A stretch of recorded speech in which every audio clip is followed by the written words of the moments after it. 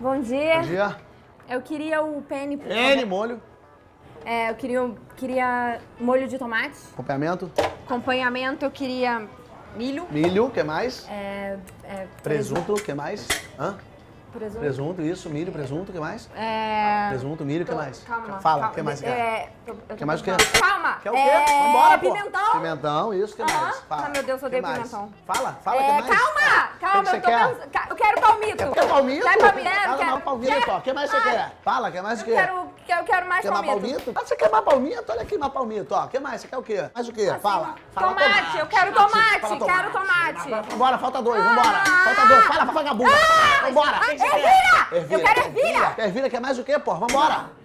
Eu só queria almoçar. Ninguém mandou vir almoçar no inferno, porra, termina. Pede. Azeitona. Azeitona, próximo. Este é Fábio. Ele é conhecido por seus amigos por ser uma pessoa brava, não é mesmo, Fábio? Ah, não? E se eu colocasse duas pessoas comendo de boca aberta do seu lado? Isso te irritaria? Esse sentimento que observamos no Fábio é a raiva.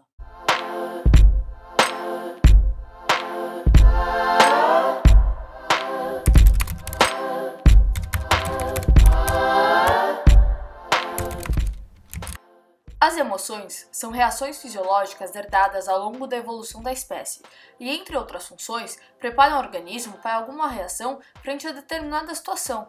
É como se a emoção dissesse para o corpo: está vendo essa situação no ambiente? Agora haja dessa maneira para resolver isso. Cada emoção tem a sua função, mas alguns cientistas definem como 6 emoções primárias. Entretanto, existem estudos que falam em 7 emoções básicas: a raiva, o nojo, o desprezo, a tristeza, o susto, a felicidade e o medo. São consideradas primárias porque podem ser sentidas por qualquer ser humano, e além disso, existe uma expressão facial universal para essas emoções. Ou seja, independente de sua cultura, se mora em uma aldeia sem contato com o mundo moderno ou se mora em São Paulo, ao sentir certa emoção, você fará a mesma expressão. A expressão facial ligada à emoção é algo involuntário. A expressão típica da raiva, por exemplo, compõe-se de um frangir do rosto, da sobrancelha puxada para baixo e da contração do músculo da testa. Músculo que, inclusive, não atua na movimentação de nenhum osso e, aparentemente, apresenta uma maior relevância apenas na expressão das emoções. Os gestos e a postura do corpo emitem outros sinais de nossa irritação. O punho cerrado, por exemplo, ou um tensionamento visível da musculatura. O tom da voz também se altera. É muito importante para nós, bem como para todos os outros animais que vivem em sociedade, descobrir em que estado se encontram aqueles que nos circundam. Se um indivíduo demonstra irritação, os outros podem se manter a uma maior distância até que a irritação desapareça, o que diminui a possibilidade e a ocorrência de agressão ou conflito. A irritação, então, tem uma função de advertência. Nosso cérebro percebe situações que nos são prejudiciais. É então que muitas vezes sentimos a raiva. Geralmente a raiva surge em situações em que a liberdade é restringida, a superfície corporal é repetidamente irritada ou quando nossas expectativas não são atingidas, levando à frustração. Mas o que realmente acontece dentro de nós para gerar essa emoção? O ser humano possui em seu cérebro um conjunto de estruturas que formam um sistema límbico. Ele está associado às emoções e aos sentimentos. O sistema límbico, ao receber um estímulo ambiental por meio do olfato, da visão, do paladar ou da audição, por exemplo, envia essas informações por meio de impulsos nervosos para o tálamo, estrutura do sistema límbico responsável pela condução dos impulsos às regiões apropriadas do cérebro onde eles devem ser processados. Outra estrutura do sistema límbico relevante ao tratar da raiva é a amígdala cerebral.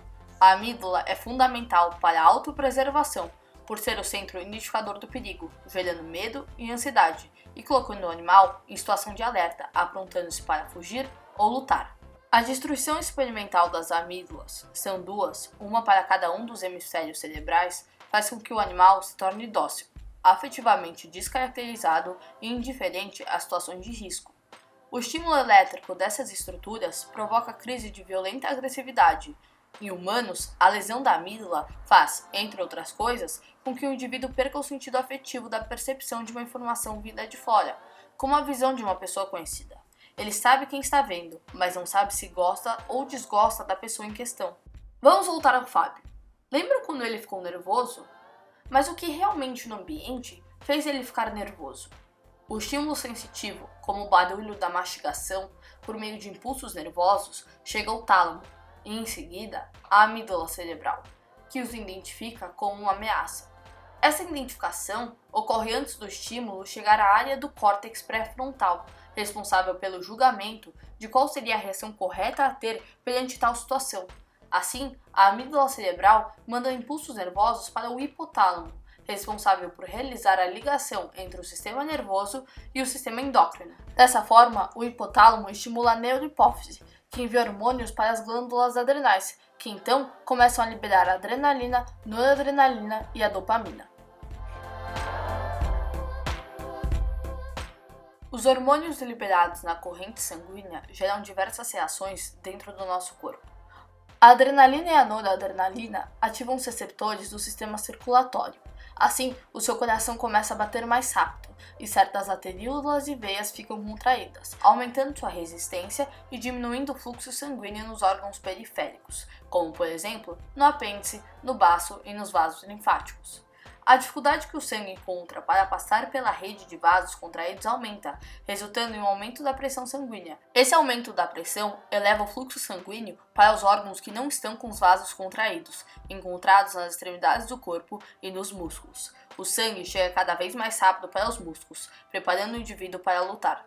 A adrenalina também ativa os receptores na musculatura dos brônquios, tubos que levam o ar aos pulmões. Portanto, a frequência respiratória aumenta.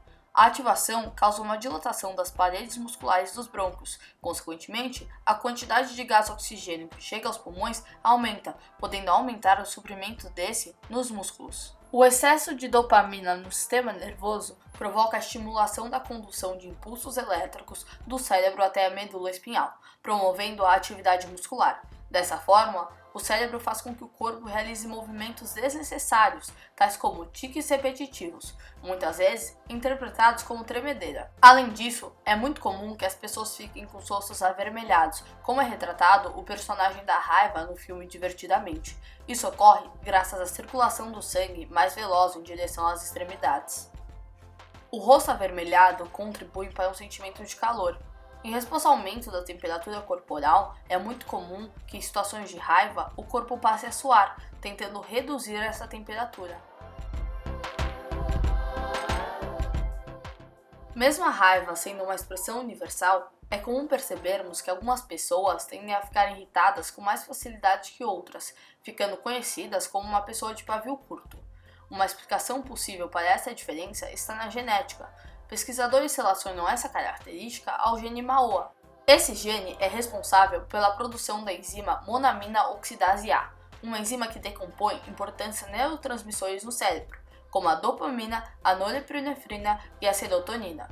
Existem versões desse gene, uma OH e uma OAL. As pessoas que possuem o alelo MAOH produzem mais enzimas monamina oxidase A funcionais, já aqueles que possuem o alelo MOAL produzem menos enzimas funcionais. A maioria dos estudos até agora tem mostrado uma correlação entre baixos níveis dessa enzima e a agressividade. Isso acontece já que baixos níveis de serotonina provocam comunicações mais fracas entre a amígdala e o córtex pré-frontal, associado, como dito anteriormente, por julgar as respostas corretas para os estímulos sensoriais.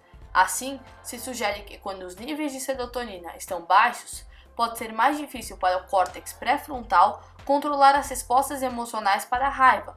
Então, as pessoas tendem a ficar bravas com maior facilidade, dentre outros problemas.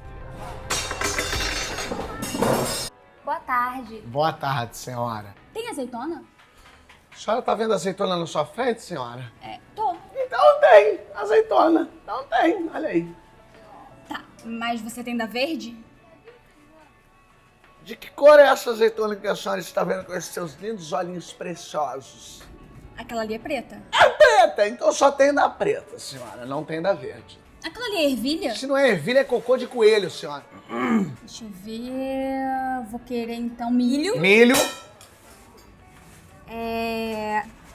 Não, gente, é muita coisa, muito difícil. Tem muita Nossa, é muito difícil. Chega a ser impossível, senhora. Tá, então peraí. O que eu já coloquei, moço? Milho! A senhora só colocou milho! É isso que a senhora colocou! Só milho, faltam 7. Tá. Tem palmito?